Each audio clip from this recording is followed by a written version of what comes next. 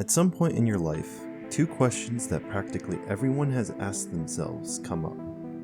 What is my limit? And can I push past it?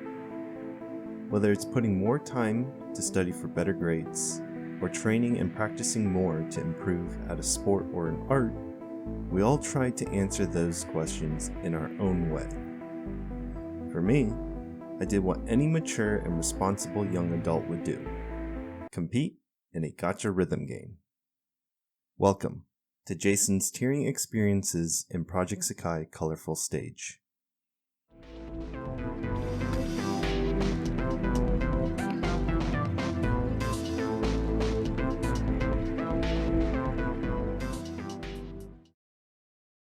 Project Sekai Colorful Stage is a video game developed by Colorful Palette and published by Sega. The game is you know what? Odds are if you're here, you probably play or have played Project Sekai before. But to keep things simple for the few who haven't, Project Sekai is a rhythm game that you can play on a mobile device centered primarily on Vocaloid songs. As you play songs, you unlock a coming-of-age high school slice of life and drama story centered around 5 groups of characters. The story gets expanded into periodic events that last 9 to 10 days at a time that are tied to the main multiplayer competitive format in the game, tiering. Tiering at its core is quite simple.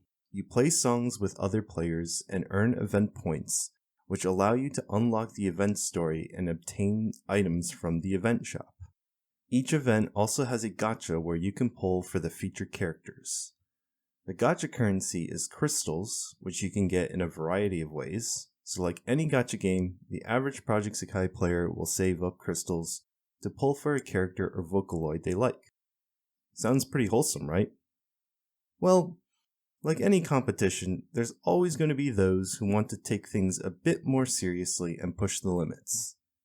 And this is where the tiering rabbit hole begins. Now, I will preface by saying this is not a legitimate tiering guide since I'm focusing on my personal experiences on how I approached my podium runs. But there's one piece of advice that applies to anyone who is even remotely interested in tiering, or even currently tiering. Do not tier. Let me repeat. Do not tier. The rhythm game by itself is already pretty fun in my opinion, and you more often than not can save enough crystals to pull for your favorite character. So just in case you didn't hear it the first or second time, do not tier. If you heed this advice, you can just leave the video now and go watch some insane Rillas getting all perfect on the hardest songs in the game. But if a random person on the internet saying it 3 times and projecting the words on the screen isn't enough to convince you, then maybe you'll listen after I recount my own experiences with competitive tiering. Or at least it'll be nice runner entertainment.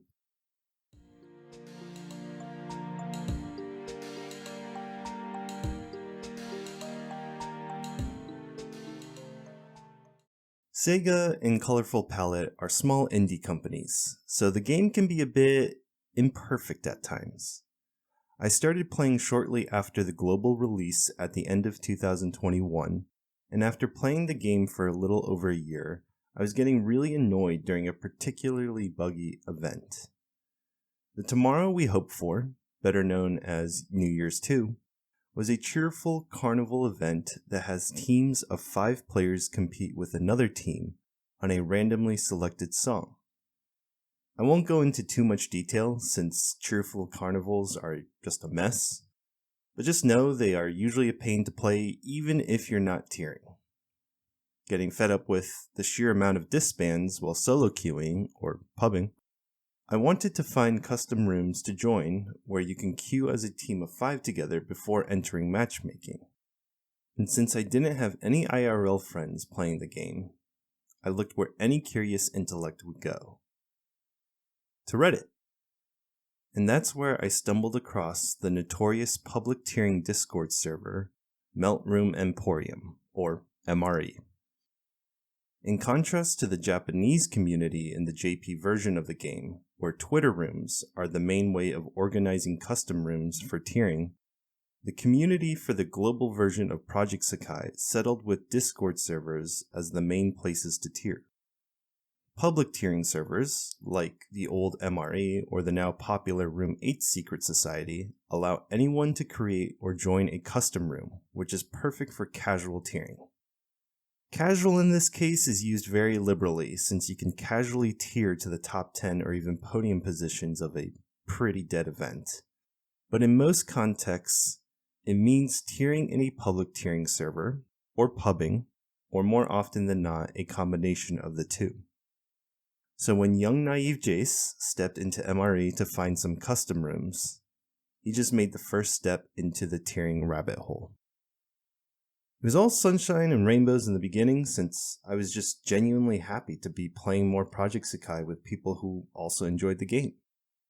From there, I learned more about tiering through the questions channel in MRE, intrigued with the intricate details with competitive tiering, particularly for a marathon event. Now, I know I said this isn't a tiering guide, but Point Goal Andy here really enjoys talking numbers, so I want to take a stab at explaining how it all works.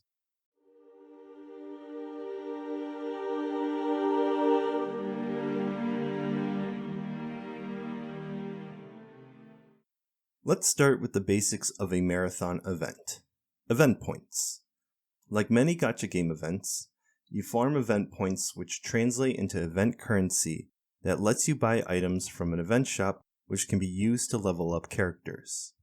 But in Project Sekai, they added one little feature that defines tiering to this day. A leaderboard.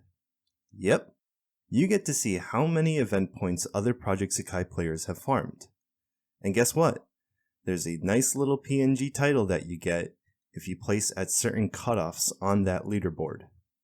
And what better way to show your adoration for your favorite character, your Oshi, than to get that little PNG that shows you gave up your time, your saved resources, and oftentimes your money to make it onto that leaderboard for your Oshi's featured event. So, you start looking into the basics of casual tiering and begin with the first three main factors when it comes to earning event points: event bonus, energy use, and song selection. You build your team of 5 characters by going to the filter tab and sorting by event bonus, selecting the ones with the highest value. You might see a pattern that the featured characters of the event and characters of the same attribute will have higher bonuses. And if you pull for a featured character during the event's gacha, you will have an even higher bonus. But for now, just pick the highest event bonuses for your team so you can maximize on your event points. Next, you'll go over to the Energy tab to select your energy use. Using energy while tiering multiplies your event points by certain values. If you want to be efficient with your energy, just select 3x for now. But if you want to go up the rankings faster, you can choose 5x or 7x or just go all out on 10x. Knowing you'll burn through your energy resources much faster. So, for the vast majority of casual tiers, you'll stick to 3x and go to queue into the co-op show, since solo shows give you less event points. And now, you get to pick a song. If you want to stay consistent to efficiency, you can try picking Lost and Found and playing it on hard difficulty, since that will maximize your event points per song. But you might notice that you're getting a lot of disbands when Lost and Found gets picked if you're pubbing, so you have 2 options. Join a room in a public tiering server where Lost and Found is being spammed, or vary your song picks to other long songs like Shoujo Rei, or Moonlight, or World Is Mine, or Shoujo Rei. But if you want to get event points faster, you'll be playing the meta short song in the game. The anthem of Project Sekai tiering, Hidarimbo MV. I'm sorry if I butchered that pronunciation, but it's more affectionately referred to as Ebi. Now, don't blame me if you queue into co-op shows, pick Ebi, and the room disbands if Ebi is chosen. I mean, you might get away with Viva Happy as another short song, But at this point, you're probably in a public tiering server where you can start or join a room that is spamming Ebi. TLDR, build a team with max event bonus, set your energy to 3, 5, 7, or 10x depending on how efficient or fast you want to tier, then hop into a lost and found or Ebi room in a public tiering server and tap away. What I just described is what the vast majority of Project Sekai tiers experience. It's only when you begin wanting to fly closer to the sun, in this case, the top of the leaderboard, is where you truly start getting deep into the rabbit hole of high tiering. To clarify, high tiering involves a significant amount of preparation that usually involves a runner, the person who is high tiering, establishing a private Discord tiering server, recruiting managers and fillers to assist their run, and tiering with a set schedule for a distinct tier, typically T10 or Podium. There are, of course, exceptions to that definition, but in general, when tiers refer to high tiering, they mean a scheduled run where players sign up on a schedule to assist the runner.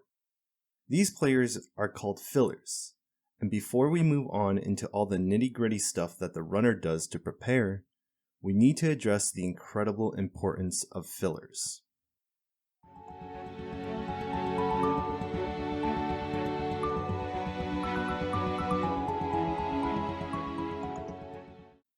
In Project Sekai, you're able to make custom rooms and invite friends to play the game with you. Having a full custom room is super helpful for tiering since you can all choose a specific song to play, and can save time by not having to wait for the game to put you into a room every time. But for high tiering, runners exploit game mechanics to boost their event point gain as much as possible, and that includes the very people who are in your custom room, the fillers. More specifically, the fillers' teams are what can give a significant boost to the runner's event points. There are quite a few guides which I can link in the description that go more in depth of how to build a fill team, but the basics of it involve maximizing the internal skill value, commonly shortened as ISV, of a team that depends on the skill level of specific characters to increase the bonus to scores.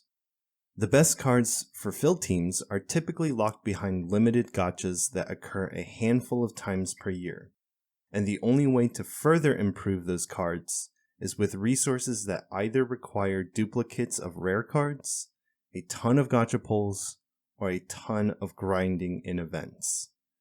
All of that for a team that you won't even use for the event that you're planning to high tier. But fillers are actually what make high tiering even possible in the first place. Unless if you're one of the few who solo Ebi during a particularly bad cheerful carnival event, practically every runner requires dozens upon dozens of fillers, real people who are taking time out of their day to directly support your run with fill teams that they personally spent resources into building. And the only way to really gain access to that support of fillers is to be a filler yourself. You see, there's a concept in the tiering community called fill debt, which is a literal application of the phrase, "You scratch my back, and I'll scratch yours." By filling for a runner, there is an expectation for the runner to fill for the fillers if they decide to tier one day.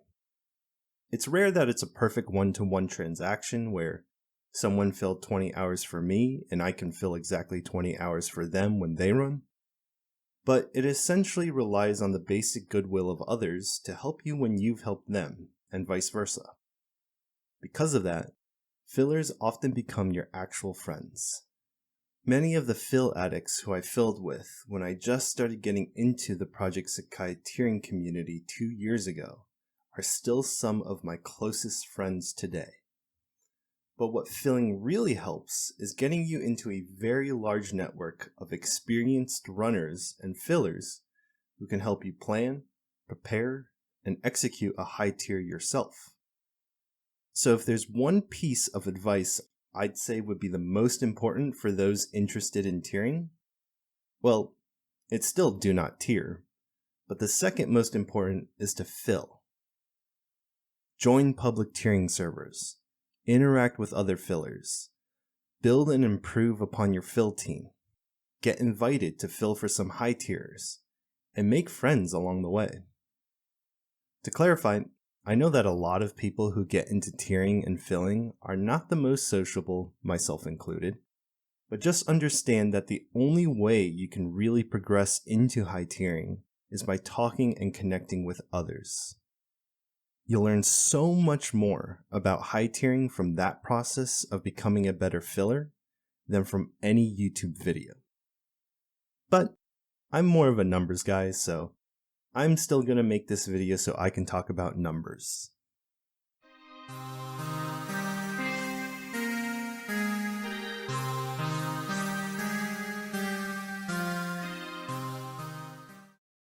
Let's start with the age-old question that young tierers love to ask. How many crystals should I save to tier? This one question, as well as the ones very related to it like, what tier can I get if I have this many crystals, depends on a bunch of different factors which I'll touch upon. But I won't go too into details since every tier situation is different and it ends up becoming one massive optimization problem that requires quite a few calculations. As much as I'd love to try it and explain it all, it will make things even messier than they already will be. So instead, I'll focus on the tier that I have experience in, and I think is actually the most straightforward to discuss. Podium. Podium refers to the top 3 positions on a Project Sekai event point leaderboard. In more recent marathon events, that ends up being anywhere from roughly 150 million to low 200 million event points. This rather large variation in the podium cutoff depends heavily on how competitive an event is. If only 2 people are trying to aim for podium, then the 3rd place tier ends up being someone who was aiming for top 10, but did the preparation, had resources, and is willing to tier fast enough to secure T3. Which ends up lowering the cutoff. But if 4 more people are aiming for podium, then the event becomes competitive, and depending on how late someone gives up on the tier, that cutoff can get very high. So my main suggestion for runners actually wanting to aim for podium is to assume a competitive event and maximize everything they can. How do you maximize everything? Well, strap in because I'm going to go through a long checklist of resources for Podium. 1. Researching well in advance what characters are on the featured banner for the event you want to podium, and determining what off-event characters you'll need to maximize your event team ISV. 2. Accumulating 25 wish jewels, or the equivalent with wish pieces, to reach the max mastery rank level 5 for all 5 of your event characters. 3. Accumulating the equivalent of 50,000 skill XP from resources such as skill books, wish pieces, and extra wish jewels. 4. Maximize the decoration levels of all the characters in your event team. This requires type charms and gems, wish drops, and coins. 5. Maximize the decoration levels of the group for your event. This requires type charms and gems, wish drops, and coins. 6. Maximize the decoration levels of the plants that are attributed to your event. This requires magical seeds, wish drops, and coins. 7. Achieve character rank level 50 for all the characters in your event team. 8. Unlock as many of the titles that provide a small bonus to your talent. 9. Approximate your event point gain from your estimated team talent and ISV to estimate the number of crystals you will need for just tiering. This estimated value can be lowered if you have saved energy drinks or other items that give you energy. And 10. Add the remaining crystals needed for the event gacha. If you still haven't fallen asleep, then I'm going to make sure to do so now by going more in depth with all the steps I mentioned. Starting with the first step, this one is actually fairly straightforward, as you'll go onto the Project Sekai wiki or Sekaipedia to look for the event you want to tier. Because Global is a year behind JP, we get the advantage of looking at JP to prepare for events. The second and third steps primarily require gacha pulls and casual tiering. Wish jewels are only obtained by getting a duplicate 4-star character, with the exceptions being special paid gachas and bundles that include wish jewels, as well as the rare login event that gives you one. You need 25 of them to achieve Mastery Level 5 for the 5 4-star characters in your event team. Wish pieces can help chip away at a few of those wish jewels, since 2,000 pieces equals 1 jewel. Wish pieces are obtained primarily from duplicates of non-4-star characters from gacha pulls, but can also be earned through exchanging event points in the event exchange shop, increasing trust ranks, spending virtual coins in virtual lives, logging in during certain login campaigns, exchanging gacha sticker vouchers in the gacha sticker exchange, reaching high challenge live scores, buying paid bundles that include wish pieces, purchasing the golden charm and premium mission passes, and full comboing append charts. While we're on the topic of wish pieces, there's also a wish piece exchange that allows you to exchange wish pieces for other resources. Do not use this shop. I repeat, do not use this shop. The only 2 uses for wish pieces are for increasing a card's mastery rank and skill level. So it is an extremely valuable resource for not only your event team, but also for farming crystals through character ranks, which I'll touch upon later. It is unlikely you'll have an excess of wish pieces, and even if you do, you'd want to invest them in improving your fill team. Finally, skill scores are resources specifically for leveling up skill levels. Other than paying for them through special paid gachas, bundles, golden charm, and colorful plus deluxe, the main way of farming skill scores is through tiering. The max skill level is 4 and requires 10,000 skill XP for a 4-star card. To put things in perspective of how annoying it is to farm for skill XP, an experienced casual tierer who plays very regularly by not letting their energy cap and has a good number and variety of 4-star cards can achieve top 5,000 in events relatively consistently. Top 5k is rewarded with 2 gold skill scores, which grants 250 skill XP each. You can also typically exchange 8 intermediate skill up scores, which give 50 skill XP each. So, an average event can yield 900 skill XP from skill scores.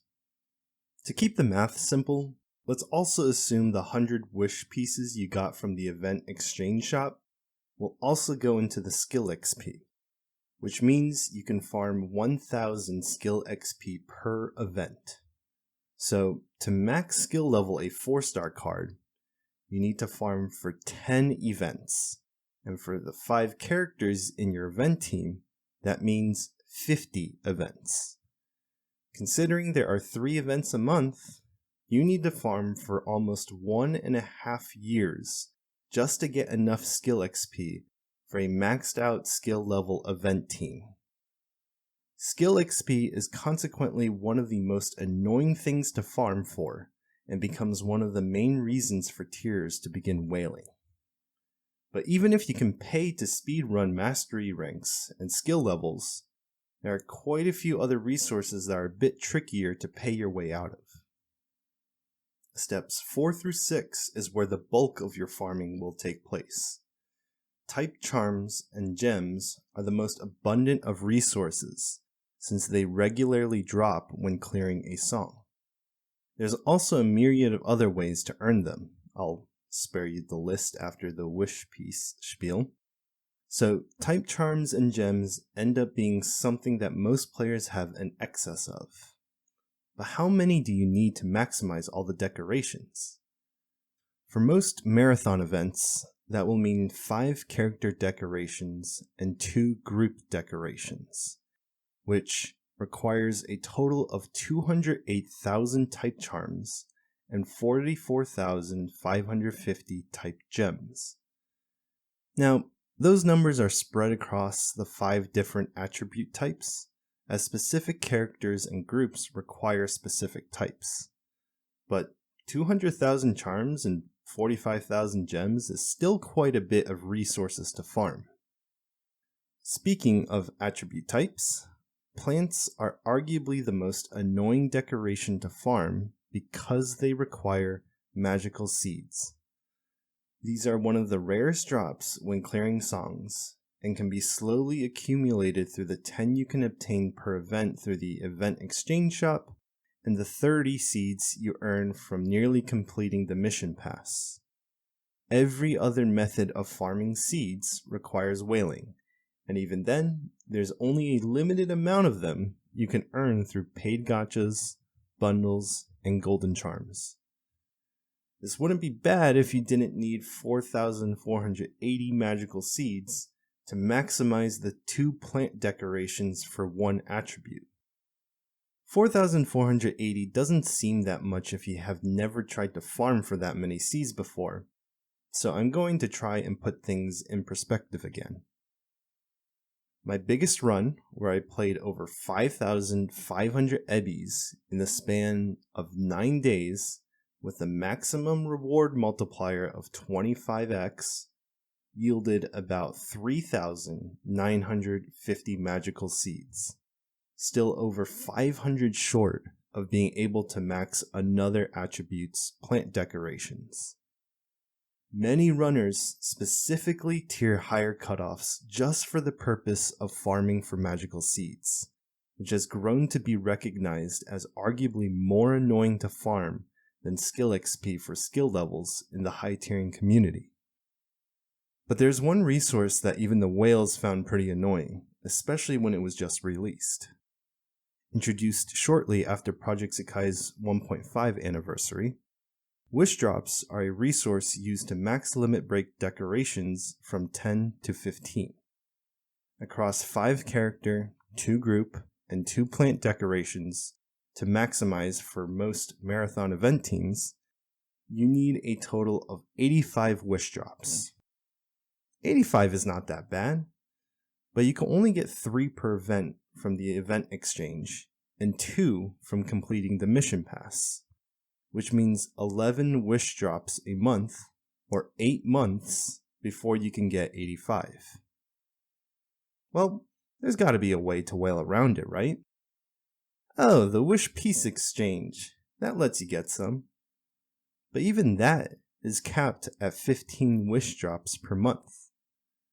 This is the one resource that even whales can't completely bypass, because even if you have infinite money, the game forces you to at least play for 3 months before you can maximize your decorations because of the hard cap on wish drops. We're well past the point where the most dedicated of whales have enough wish drops to max everything, but if you're just getting into high tiering, wish drops are the most time-limited resources that you want to start farming right away. But don't forget the resource that everyone often overlooks: coins.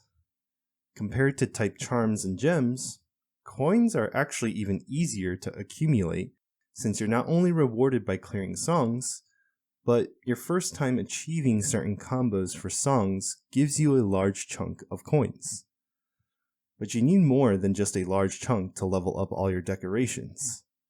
Every decoration requires coins to level, and in total, it ends up being 43,810,000 coins. Yep, nearly 44 million to max your decorations. Coins consequently tend to be the one resource that aspiring high tiers don't realize they need to be mindfully saving. Thankfully, you can farm them decently quickly by full comboing songs on lower difficulties that most players tend to ignore. But it's definitely not the most engaging way to farm. Hey, anything for the podium tier, right? And at this point, if you've been keeping track of your resources, you should have enough to maximize your decorations and event team characters. Except, there are a few more resources that you don't want to forget. Namely, practice scores to actually level up your cards, miracle gems to upgrade them, and some spare type charms and gems for the side stories. Fortunately, they're all super easy to farm, from just clearing songs and through event exchange shops, and you don't really need that many. Each character needs 92 intermediate practice scores, 52 beginner practice scores, 500 type charms, 1400 type gems, and 1300 miracle gems, which you'll quickly get 5 times that amount for your 5 event characters. But it'd be really annoying if you've done all the other prep work and are ready to start your first high tier run, only to realize you can't actually level up the event cards to their max right off the bat. Now, we can finally say that you've prepared every in-game resource that's not crystals for your run. But there's a couple more things you can do to get a little more boost on your event points. The first is step 7. Achieving character rank 50 for all the characters in your event team. From rank 1 through 50, each rank up provides a 0.1% bonus to a specific character, with a maximum 5% bonus when reaching character rank 50. The amount of character rank XP required to rank up increases gradually until rank 35, where every character rank requires 10 character rank XP.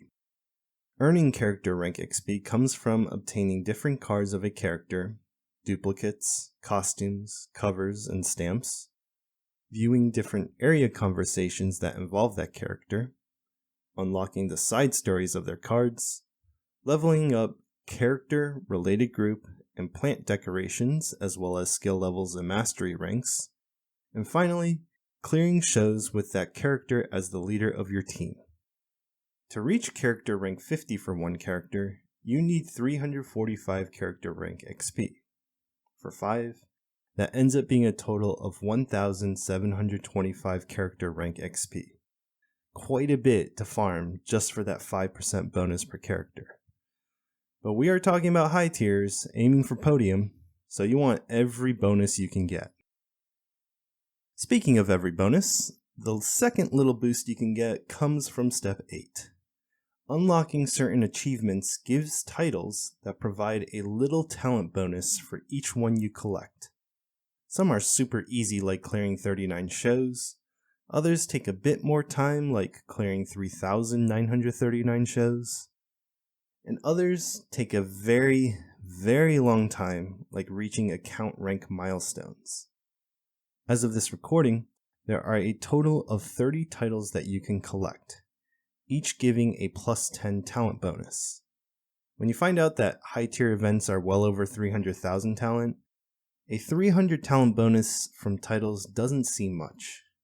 But if you're trying to maximize everything, you might as well try to get as many of these titles before your run to get that little bit of boost to actually maximize everything.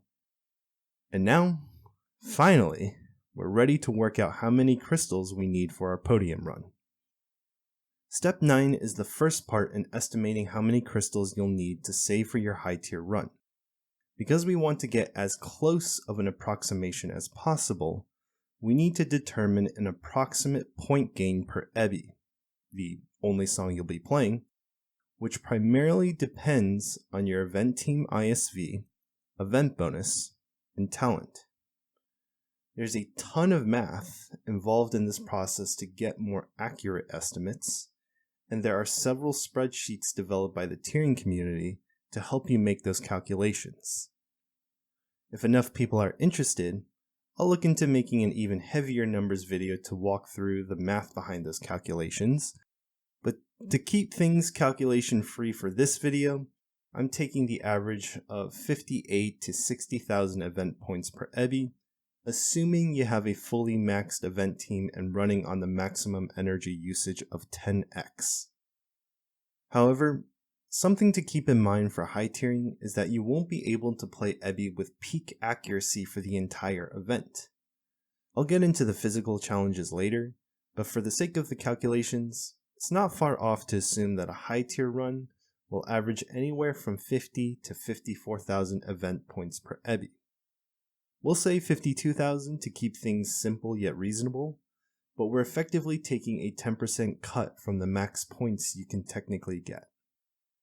Now, considering the highest marathon cutoff for T3 in the history of global Project Sekai tiering is currently 250 million event points, we can use this value to make a very conservative estimate of 250 million total points divided by 52,000 per Ebi for about 4,800 Ebis.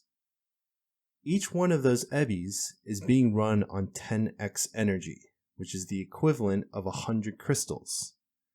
So, 4,800 Ebis times 100 crystals gives us a grand total of 480,000 crystals, just for tiering alone. Not for gacha, for tiering only. Now, you can shave a few thousand, maybe even a few tens of thousands of crystals if you aggressively hoarded energy drinks and items like feast burgers and popcorn buckets that also give you some energy. But it doesn't change the fact that the vast majority of your crystals will be spent on just energy for a high tier run. The final step is where we add in the extra crystals needed for the event gacha. To maximize event point gain, you need all the featured characters on the event gacha banner. For most marathon events, the gachas are considered permanent, which fortunately for you, there's a pity system. Pulls on permanent banners are converted into points.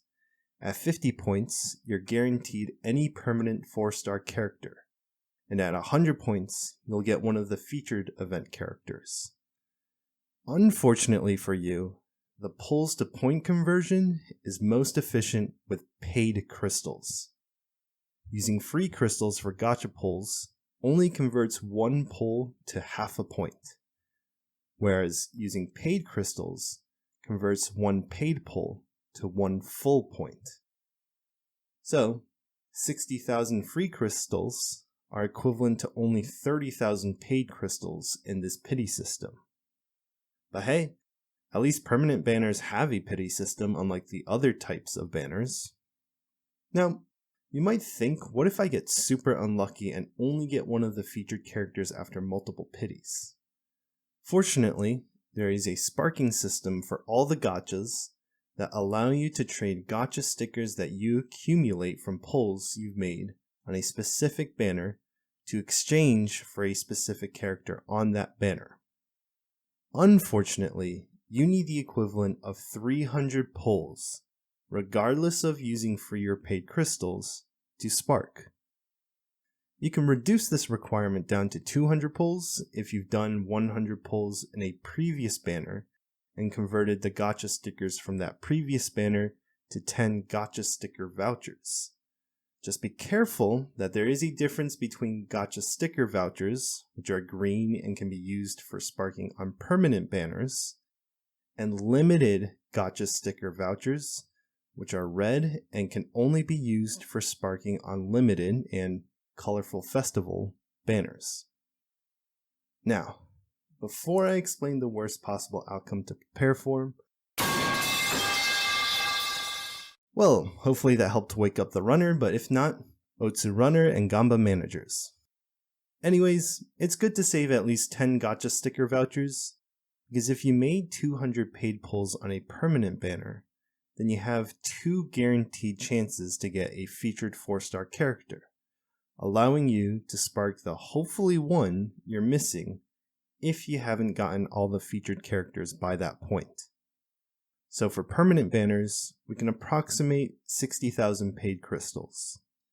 Add that to the 480,000 crystals for tiering, and we get an awesome total of 540,000 crystals, 60,000 of them paid, to prepare for a podium run in a marathon event with a permanent gacha banner in Project Sekai. Now, if you actually talk with experienced podium runners, you'll find that the vast majority of them don't end up spending that many crystals for their run. Obviously, you can save a good chunk if you manage to pull all your featured characters early, but the biggest factor ends up being how competitive the event is. More times than not, the podium spots are decided well before the event is over, as gaps form at the top of the leaderboard as quickly as a day or two after the event starts. And people don't want to spend any more crystals than necessary to achieve their tier, so the T3 cutoff can drop down to about 150 million event points, sometimes even lower. But if you're planning to seriously tier Podium and truly want it, you can never assume your event will be dead and your competition will be weak. Even the lowest of T3s spend at least 300,000 crystals, with the average being in the range of 400 to 450,000 crystals. So it's best to be as prepared as possible and assume you may need closer to the 540,000 crystals I mentioned before. Worst comes to worst, you'll have a bunch of extra crystals after your run to spend on other banners, or possibly another run. But after one high tier run, you'll probably reconsider if it's even worth doing another one, because there's one big topic I haven't talked about when it comes to high tiering.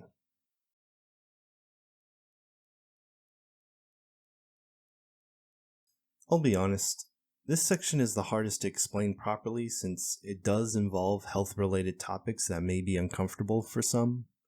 But before you skip to this timestamp, if you want to skip this part, I just want to say that the title of this video isn't as clickbait as you probably think, and I'll just leave it at that. But for those who want to stick around, I'll try my best now to provide my personal experiences of high tiering myself and how that affected me. While editing the video, I realized I forgot to first mention something that I honestly take for granted, which is account sharing is strictly prohibited, and you will be banned from not only tiering servers, but also from the game itself. Account sharing is when someone else plays the game on your behalf on your account. Project Sekai has implemented a restriction for players in the top 1,000 of an event to limit account transfers to 2 times. However, someone tiering on your device on your account during an event is also considered account sharing and is grounds for an immediate account ban. Now, back to the video. Let's start with the 2 fundamental challenges of tiering: earning as many event points as you can as quickly as you can, and earning them in the 9 to 10 day period the event takes place. While you can earn some points from running the game on autoplay, the fastest way to earn points is to play the game yourself. What this effectively means is that the biggest enemy for a high tierer is sleep.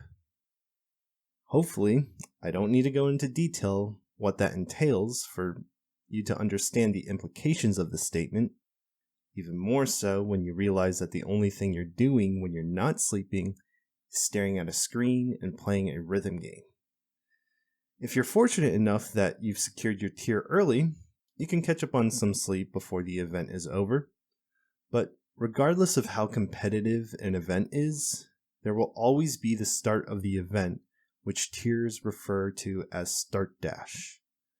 For high tiers, this usually means a minimum of 24 hours straight of playing to pull as far ahead of the competition as you can while you're still playing at your best. Once you survive start dash, you get a few hours of sleep, and then you're back at it again, slapping away at Ebi. Over time, from lack of sleep and fatigue of repeating the same motion over and over and over and over and over again, your event point gain per Ebi goes down as your tapping accuracy decreases. There's times where you'll microsleep and nod off mid-song, other times where you'll start seeing or even hearing things, as Sa, Anyo, and Anyo has repeated for who knows how many times at this point. You try to keep yourself awake by stretching in between ebbies, walking around while tapping, or chewing gum or ice while you do eye exercises to reduce eye strain and listen to a YouTube video to hear something other than Kochioide. During my T1 run, there were some of the more notable things I ended up doing to keep myself awake. Watch all seasons of Adventure Time out of the corner of my eye. Karaoke. Play Hangman on a small whiteboard I had next to me. Use menthol pain relieving spray on my forehead. And bake, from scratch, a chocolate chip banana bread. How? I just followed a recipe. I know my tearing case is a bit of an outlier, but the main thing I'm trying to get at is that high tearing on its own is rather boring, and because it requires you to be up as much as you physically can, high tiers find ways to entertain themselves to stay awake for just a little bit longer. Now, there are obviously physical considerations beyond just the lack of sleep when it comes to tapping the same chart for unhealthy amounts of times. I have decently strong wrists due to a sport I play requiring a decent level of grip strength, but I still wore braces on my wrists and periodically applied the menthol pain relieving spray on them to get me through my run. I also wore finger gloves to help cushion the taps and prevent finger oils from accumulating on my screen. Essentially, you want to take any preventative measure you can think of to reduce the risks of long-term injuries to your hands. While we're on the topic of preventative measures, I want to bring up another important advice for aspiring high tiers. Practice. At the bare minimum, you should practice a start dash where you dedicate at least 24 hours to just playing the game. You don't need to spend any resources. Just spam Ebby Expert without taking any breaks. But by practicing in a lower stakes setting, you'll begin to understand how to better prepare for your actual high tier run, as there are many questions to address. Do I need to adjust my sleep schedule before the event so I can wake up closer to the event start time? What kind of food do I need to prepare that is both easy to consume while tiering and nourishing enough to give me energy? How much caffeine can I have to help keep myself awake without risking a potential crash? Do I need reminders to refill energy, stretch, stay hydrated? Could looking at the leaderboard make me stressed? And do I need to have an information blackout so I can stay focused on tiering? Do 30-minute naps actually work for me? And if not, what is the minimum amount of break time I need to properly get back to tiering? What time of the day would be best for me to take a short break so I can wake up feeling as refreshed as possible? What kind of entertainment do I need to prepare before my run? There are many more questions that will come up from your practice, and while it may seem overwhelming, it's important to address as many of those questions as you can well before you actually run. That's why many podium runners actually start with a slightly lower stakes tier such as T10 or T20 to get the feel of what a podium run could be like. It's a lot to take on by yourself, but fortunately, there's a support system that I've referred to several times that I'll finally address as the last major piece of the high tier puzzle. Managers.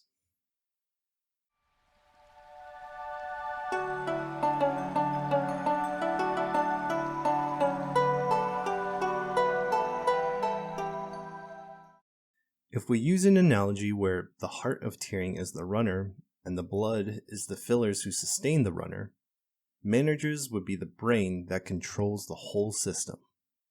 This group of roughly 10 individuals is responsible for helping the runner with the logistics of their run and manage server-related tasks during the event to allow the runner to focus completely on tapping.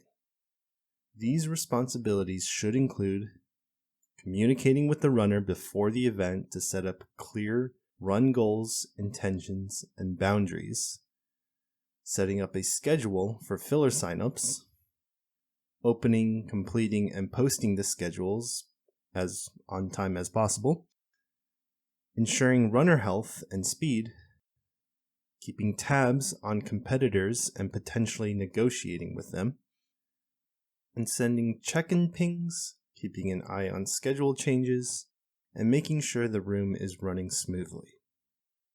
The last bullet point is sometimes delegated specifically to a few monitors, whose primary responsibility is to monitor the room. But regardless of whether they're considered a monitor or a manager, all of them are integral for a high-tier run and often are the runner's closest friends in the tiering community. It helps if the managers have experience with managing other high-tier runs, but what's arguably more important is the level of communication between them, the runner, and the fillers.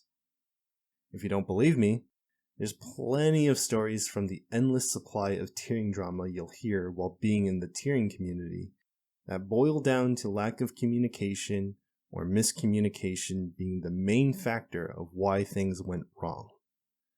So, pick your managers carefully, because when you're at the lowest of lows during your run, you want friends who you trust to be there to help you, knowing that you do the same for them.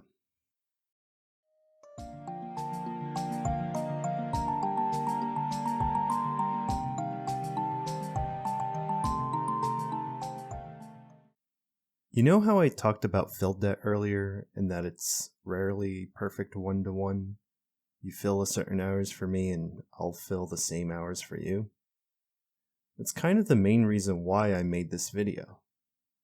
Everyone who I filled with, filled for me, managed with, managed for, and managed for me.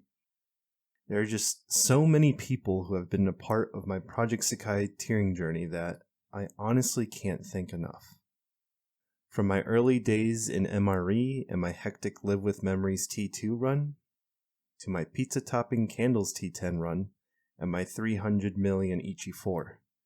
It's honestly been quite an amazing experience that's had its ups and downs. But at the end of the day, the one thing I'll always remember is the sense of community that I was a part of.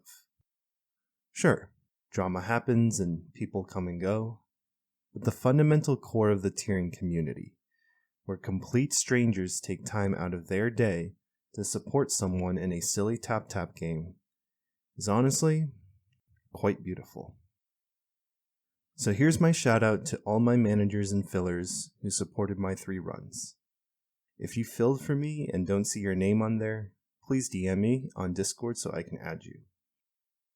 I know it's not the thank you letter that some of you may have been waiting for, but I honestly found it so difficult to convey how thankful I am that I decided to just make a whole 1-hour video on what I've learned from tiering. I've entered my Get Well Soon arc, so I don't know if I'll be that active in the tiering community and can repay all of the fill debt that I've amassed. But I do want to at least say one more heartfelt thank you. Thank you to each and every one of you. I know there's a ton of things I didn't cover in this video, but I wanted to at least share some of the stuff that I've learned while preparing for my podium runs. Before I wrap things up, I realized that to any normal person still watching this video, that tiering sounds crazy. Like, why would anyone subject themselves to 20 hours of sleep and 200 hours just for a PNG? I mean, you'd be right, but to every high tier, that reason's different. Some just want to tier for their Oshis and really like the look of that PNG. Others really connect with the event story or have more personal reasons for why they wanted to tier. As for me, it's not because I'm the biggest Ichi Oshi, I'm still an Oshi though, or because the PNGs were really that pretty, they were still nice. But I honestly just really liked playing the game and wanted to challenge myself. I know, sounds insane. But at some point in your life, two questions that practically everyone has asked themselves come up. What is my limit? And can I push past it? And I found an answer to both of those. Do not tear. Thanks for watching. What I just described is what the vast majority of Project Sekai tearers